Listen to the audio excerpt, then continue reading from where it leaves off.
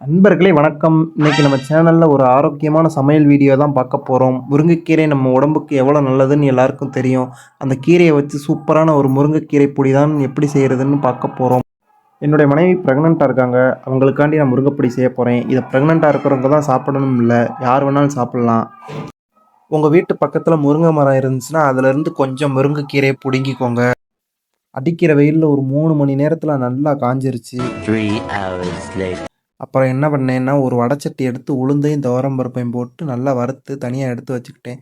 அப்புறம் கடாயில நல்லெண்ணெய் ஊத்தி 3 காஞ்ச மிளகா, பூண்டு, இஞ்சி, 1 ஸ்பூன் ஜீரகம், மிளகு, மல்லி போட்டு நல்லா வதக்கிக்கிட்டேன். அது கூடவே ஒரு கொத்து கருவேப்பிலையும் போட்டு நல்லா வதக்கி ஒரு ஓரமா எடுத்து வச்சுக்கிட்டேன். அப்படியே அடுப்ப ஆஃப் பண்ணிட்டு, காய வச்ச முருங்கைக்கீரையும் அதில சூட்டோல போட்டு எல்லாத்தையும் போட்டு மொத்தமா அரைச்சு, உப்பு, பெருங்காய பொடியும் போட்டு ஃபைனலா அரைச்சு ஒரு டப்பால போட்டு வச்சுக்கிட்டோம்னா, ரெடி ஆயிருச்சு நம்ம பொடி. சூடா சாதம் போட்டு இந்த பொடி 2 ஸ்பூன் நல்லெண்ணெய் இல்லைன்னா நெய் ஊத்தி சாப்பிட்டோம்னா சூப்பரா இருக்கும். ஹெல்த்தியும் கூட. எல்லாரும் செஞ்சு சாப்பிடுங்க. இந்த வீடியோ பிடிச்சிருந்துச்சுன்னா மறக்காம சப்ஸ்கிரைப் பண்ணிட்டு போங்க.